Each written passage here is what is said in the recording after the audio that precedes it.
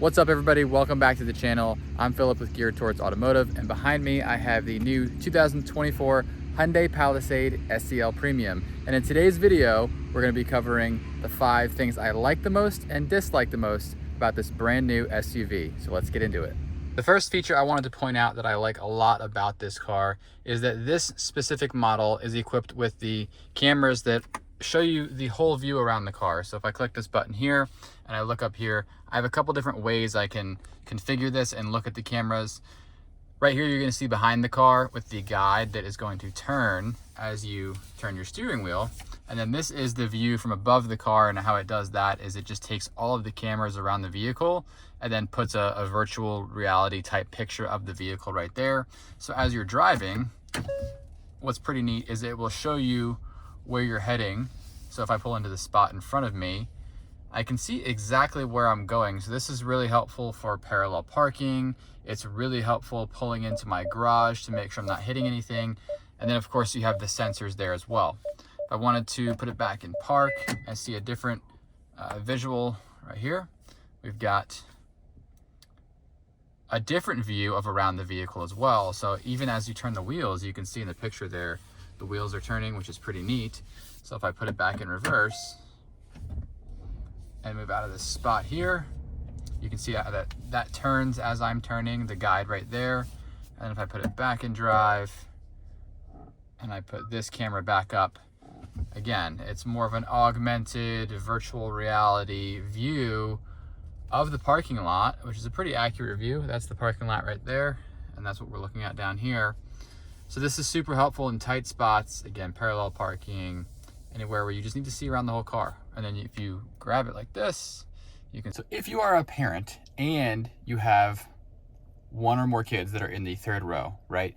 You have probably at least once on a road trip or in the car wondered, why can they just not hear me? Is there an easier way? Well, there is in this car. So one of my other favorite features is the passenger talk. So let me flip this around and show you what that looks like. With passenger talk, it will take your voice into a microphone up front, probably the same microphone they use for Bluetooth, and it will funnel it through the speakers in the third row. And it works pretty accurately. I've had my son sit in the third row and I've almost whispered up front here, and he can easily hear me. So, you know, if there are a lot of things going on in the car, you have other passengers, or if your kids are like mine and they just don't listen to anything you say when you're talking until you're talking right to them, then this is super helpful.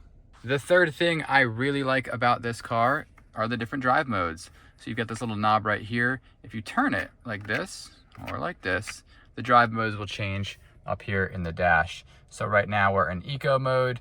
That will operate to get you the most efficient fuel economy. You have smart mode. And then if you go down, these two are typically what my wife and I are driving in most of the time. Comfort, which will soften the feel of the steering wheel and the suspension and not make the throttle response as aggressive.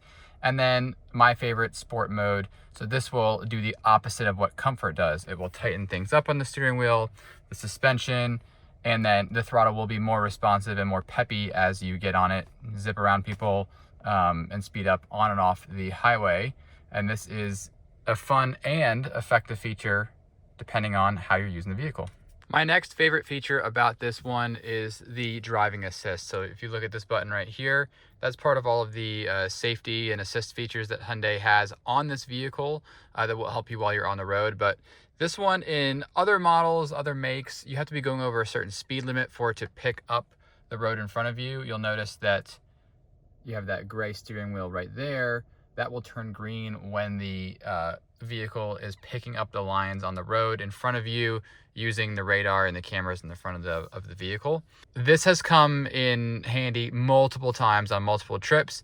If I am, taking a drink of water, grabbing a bite to eat, or I'm doing something as I'm driving on a long trip, and instead of using your knee to drive with the steering wheel like most people might do, it will drive for you.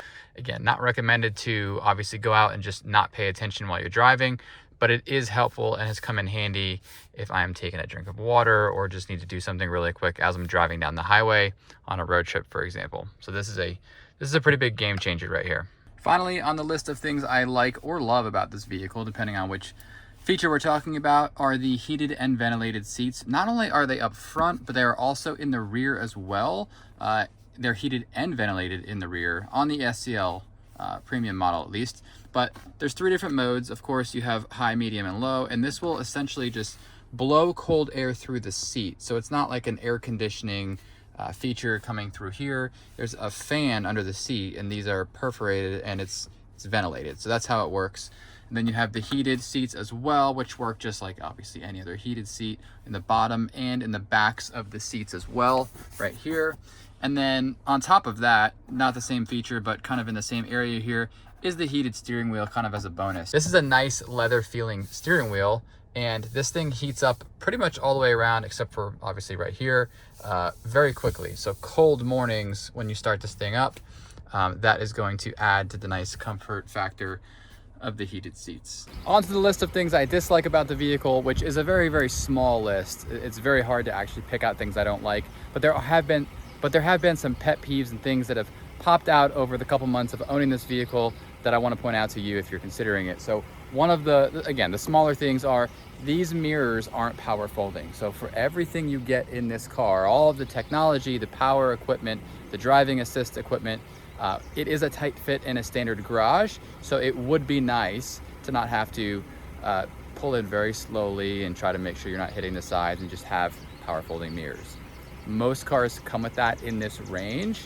So that is number 1 on the list of things I dislike about the new car. Next up on the list of things I dislike about this vehicle, and this isn't a petty one, this is actually something I really don't like about the car, and I think is probably a mechanical or a technical problem, maybe a flawed design, is the wireless phone charger right here. So you can just set your phone down on that charger. It will charge even with a phone case on it.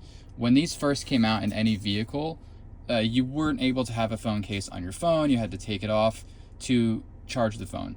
It works now with a phone charger. However, it charges very, very slowly.